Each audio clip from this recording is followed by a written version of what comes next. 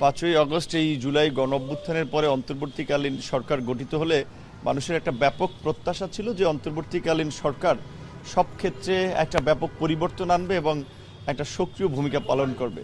কিন্তু আমরা দেখতে পাচ্ছি যে আইন শৃঙ্খলা পরিস্থিতি থেকে শুরু করে দ্রব্যমূল্য বিভিন্ন ক্ষেত্রে আসলে জনপ্রত্যাশা অনুযায়ী সরকারের কার্যক্রমটা হচ্ছে না, যার ফলে জনমনে একটা আশঙ্কা তৈরি হয়েছে। সেই জায়গা থেকে আমরা সরকারের বিভিন্ন উপদেষ্টা, বিভিন্ন প্রতিষ্ঠানের ব্যক্তিদের সাথে কথা বলছি যে তাদের যে দায়িত্বটা পালন করার কথা, প্রতিষ্ঠানগুলো যেন একটু সক্রিয় হয়। বিশেষ করে এই জুলাই গণঅভ্যুত্থানের পরবর্তীতে আওয়ামী লীগের যারা এই গণহত্যার সাথে জড়িত ছিল, এমনকি সবচেয়ে বড় একটা রিপোর্ট প্রকাশিত হয়েছে যে আপনার সিপিডি কর্তৃক যে অর্থনৈতিক শ্বেতপত্র, সেখানে বলা হয়েছে যে দেশ থেকে 28 লক্ষ কোটি টাকা এই আওয়ামী লুটেরারা পাচার করেছে।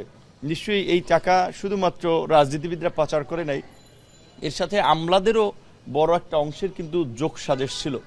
মন্ত্রীরা একজনে যদি আপনার 100 কোটি টাকা পাচার করে, সেখান থেকে আমলারা আপনার অন্তত হলেও 50 কোটি টাকা হলেও তারা নিয়েছে।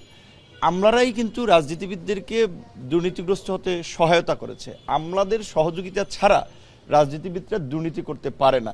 তাহলে রাজনীতিবিদদের পাশাপাশি আমলাদের বিরুদ্ধেও কিন্তু ব্যবস্থা নিতে হবে। বিশেষ করে দুর্নীতি দমন কমিশনের চেয়ারম্যান হিসেবে যিনি নিয়োগ পেয়েছেন, কর্মজীবনে তার সততা, দক্ষতা, পেশাদারিত্বের একটা সুনাম আছে। তো তার কাছে আমরা এই আবেদনটা করেছি।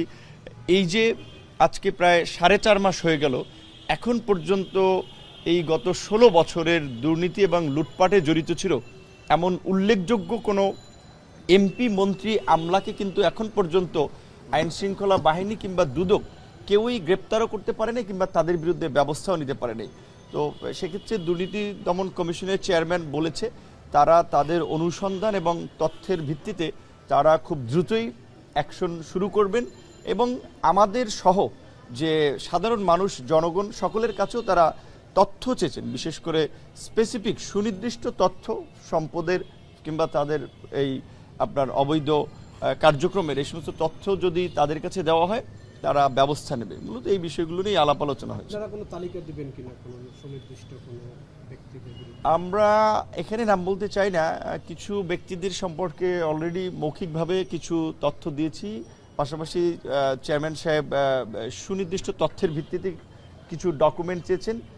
অবশ্যই আমরা একটা তালিকা দেব, বিশেষ করে যেহেতু আমরা সক্রিয়ভাবে গত আন্দোলন সংগ্রামে মাঠে থেকে এই সরকারের দুর্নীতি দুঃশাসনের বিরুদ্ধে সরব ছিলাম এবং বিশেষ করে অনেক আমলা এবং এমপি, মন্ত্রীর বিরুদ্ধে পত্রিকায়, টেলিভিশনে শত শত রিপোর্ট হয়েছে, কিন্তু শুধুমাত্র সরকারের সাথে সংশ্লিষ্ট থাকায় তাদের কারো বিরুদ্ধে ওইভাবে কোনো ব্যবস্থা নেওয়া হয়নি।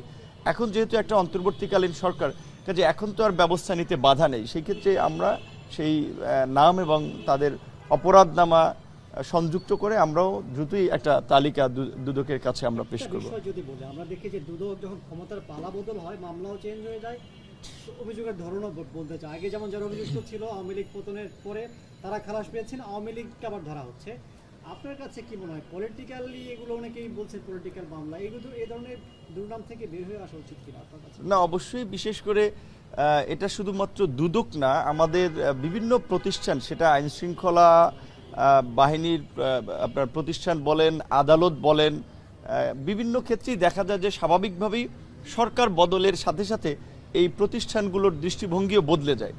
কিন্তু এই জন্যই আমরা বলছি যে যেহেতু গণঅভ্যুত্থান পরবর্তী একটা অন্তর্বর্তীকালীন সরকার গঠিত হয়েছে, যারা কোনো রাজনৈতিক সরকার না, সুতরাং এই সরকারকেই একটা জনবান্ধব প্রশাসন এবং প্রশাসনের পেশাদারিত্ব, স্বচ্ছতাটা, দলনিরপেক্ষ অবস্থানটা নিশ্চিত করতে হবে। সেই কারণেই কিন্তু আমরা বারবার বলছি, এই যে আমরা নির্বাচনের কথা বলছি, নির্বাচন হলেই তো একটা রাজনৈতিক দল দ্রুত সময়ের মধ্যে চলে আসবে এবং রাজনৈতিক দলের যে চরিত্র, রাজনৈতিক দলের যে কর্মকাণ্ড, এটি তো 53 বছরে আপনারা সাংবাদিক, আমরা রাজনীতিবিদ সবাই দেখেছি একই কাজ। তারা তাদের নিজেদের নেতাদের মুক্ত করা, সাফাই গাওয়া গাইবে, শুধুমাত্র বিরোধীদের বিরুদ্ধে তাদের একটা অ্যাকশন থাকবে।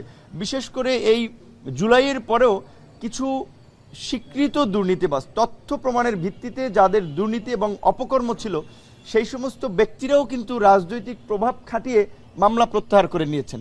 মানে হচ্ছে বিষয়টা, তিনি তো আগে আপনারা জানেন যে স্বরাষ্ট্র মন্ত্রণালয়ে ছিলেন, তো স্বরাষ্ট্র মন্ত্রণালয়ের একজন ঊর্ধ্বতন কর্তৃপক্ষের সাথে কথা হলো, তো তিনি বলছিলেন যে ভাই আপনার যৌন নিপীড়নের কারণে তিনি আপনার চাকরিচ্যুত হয়েছিলেন, সুনির্দিষ্ট ঘুষের অভিযোগের কারণে তার পদ অবনমন করা হয়েছিল, এখন সেও আইসা বলছে বঞ্চিত।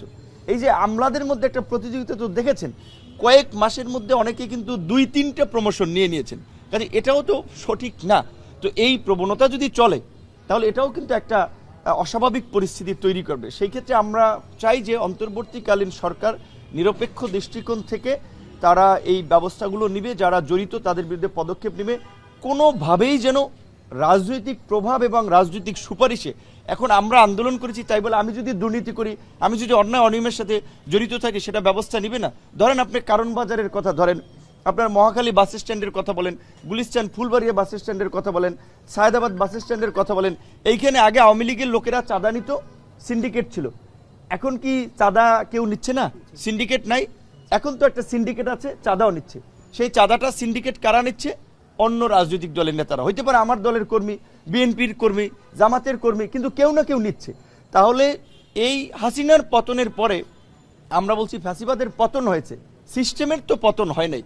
তাহলে সিস্টেমের যদি পতন না হয় তাহলে ফ্যাসিবাদের পতন হয়ে লাভটা কি হলো?